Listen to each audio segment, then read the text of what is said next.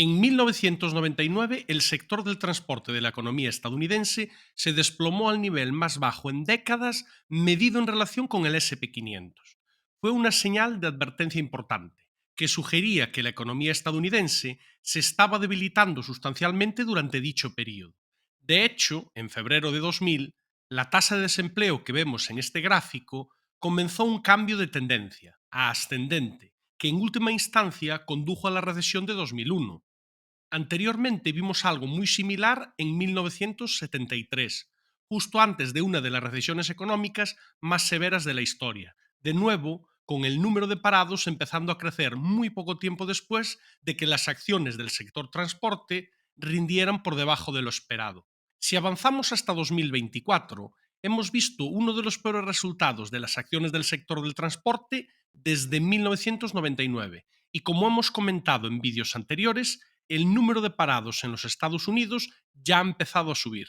Con todo, este es un patrón que hemos visto en varias ocasiones durante los últimos 60 años de datos disponibles.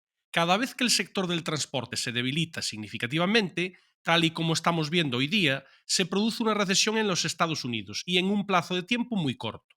Las acciones de consumo discrecional también han obtenido malos resultados durante el año pasado. Este es un gráfico que nos muestra la rentabilidad de las acciones de consumo discrecional estadounidense en relación con el resto del mercado. Y este desplome que vemos aquí no es más que el mercado diciéndonos que el consumo se está debilitando. También vimos un consumo flojo en otros momentos del pasado, por ejemplo, antes de la recesión de 2020 y antes de la crisis financiera de 2008. Sabemos que un consumidor débil es menos propenso a gastar en bienes discrecionales y esto frena la actividad económica, aumentando las probabilidades de que la economía se dirija a una recesión. Ahora mismo nos encontramos en el proceso de confirmación de que la recesión va a suceder, siendo la única cuestión relevante en cuánto tiempo desde ahora va a ocurrir. Por extraño que parezca, vemos algunas señales que apuntan a que todavía queda algo de tiempo. Este es un gráfico que muestra el comportamiento del sector financiero en relación con el SP 500 y ha estado haciéndolo bastante bien durante los últimos meses. Si reducimos el zoom y recordamos el comportamiento del sector bancario durante el último año, vemos que sigue siendo bastante resistente en el periodo indicado. Sin embargo, nuevamente, cuando nos dirigíamos hacia la crisis financiera global y a la recesión de 2020, observamos que el sector bancario colapsó en ambas recesiones, por lo que la fortaleza que hemos visto en el último año es en realidad una señal positiva. Lo mismo ocurre con el sector de construcción residencial que vemos aquí mismo. Esta es la evolución de las acciones del sector de construcción residencial en relación con el resto del mercado y se han mantenido increíblemente fuertes durante los últimos 2 años. De nuevo, si bajamos el zoom, vemos que el sector de la construcción de viviendas cae a medida que nos acercamos a una recesión. La construcción de viviendas es ampliamente conocida como indicador adelantado de la economía, por lo que el hecho de que se haya estado fortaleciendo, como vemos aquí, no es una señal de recesión. Entonces, ¿a qué conclusión nos conduce todo esto? Tenemos pruebas incuestionables de que nos estamos acercando a una recesión en Estados Unidos, pero todavía hay partes de la economía que no muestran grietas, lo que podría significar que aún nos espera otro par de meses de datos económicos mixtos antes de que veamos realmente una recesión en toda regla. Y de alguna manera lo vemos reflejado en el comportamiento del propio SP 500.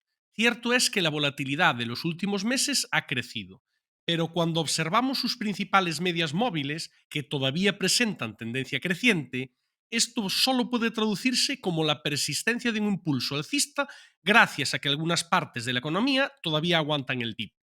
Si volvemos a mirar a lo ocurrido en la zona de máximos en 2008, es evidente que el SP 500 se encontraba en una posición mucho más débil. En el momento previo a máximos en 2008, en julio de 2007, las medias móviles apuntaban al alza, pero tan pronto como la economía entró en recesión, empezamos a ver que las medias móviles se torcieron a la baja y el SP 500 se situó decisivamente por debajo. No hemos visto este tipo de proceso de inversión hoy día.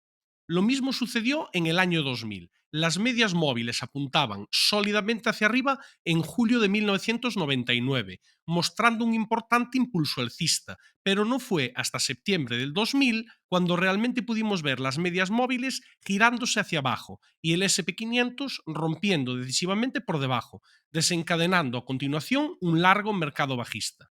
En consecuencia, aunque estamos viendo a muchos inversores cambiando hacia una estrategia bajista en el mercado, especialmente durante este periodo de alta volatilidad, es muy posible que todavía nos queden varios meses de proceso de formación de máximos antes de que el mercado apunte hacia abajo.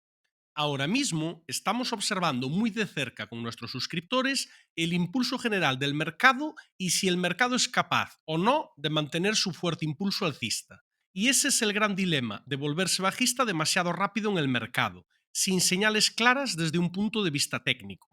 Porque la verdad es que si la recesión no llegase, por ejemplo, hasta diciembre de 2024, todavía podría quedar mucha gasolina a las bolsas para subir de aquí hasta entonces. Observemos el PMI manufacturero, por ejemplo. Se trata de una encuesta sobre actividad económica.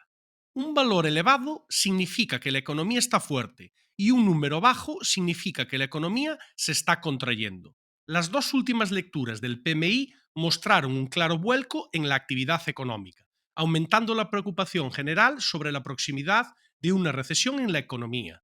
Pero si nos alejamos y observamos todas las recesiones acaecidas desde 1970, vemos que en todos los casos el PMI cayó por debajo de 45. Actualmente el PMI manufacturero sigue en 47. No es un número para lanzar cohetes, ni que indique un gran crecimiento de la economía, pero en cualquier caso no es un número que sitúe la economía en terreno de recesión. Si tomamos el 1995 como ejemplo de un nivel de PMI exactamente igual al que vemos hoy día, el SP500 se encontraba en subida libre. De hecho, el mercado de valores continuó en ascenso ininterrumpido en 1996 y 1997, porque no se produjo recesión alguna durante esos años. Dicho lo cual, ese no es el escenario que esperamos a día de hoy, sino que es para dejar constancia de la importancia que tiene el momento exacto del inicio de una recesión sobre el comportamiento variable del SP500. En nuestro caso, como siempre, vamos a ser claros. Gran parte de nuestra asignación de capital en juego de mercados está en activos que suelen funcionar bien durante una recesión.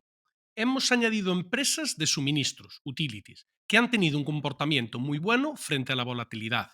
Tenemos exposición al oro, a bonos del tesoro y continuamos con la monitorización activa de otras oportunidades en sectores defensivos como el de la salud y el consumo básico. Todas ellas son piezas de los mercados financieros que todavía pueden proporcionar retornos positivos hasta la frontera misma de una recesión, permitiéndonos y permitiéndole a usted, si es suscriptor de nuestro servicio premium, beneficiarse del complejo entorno económico actual. Así que eche un vistazo a nuestra web y regístrese como miembro premium si todavía no lo ha hecho. Por favor, deje un like si le ha gustado el vídeo, suscríbase al canal y comparta con alguien que esté interesado en nuestro trabajo.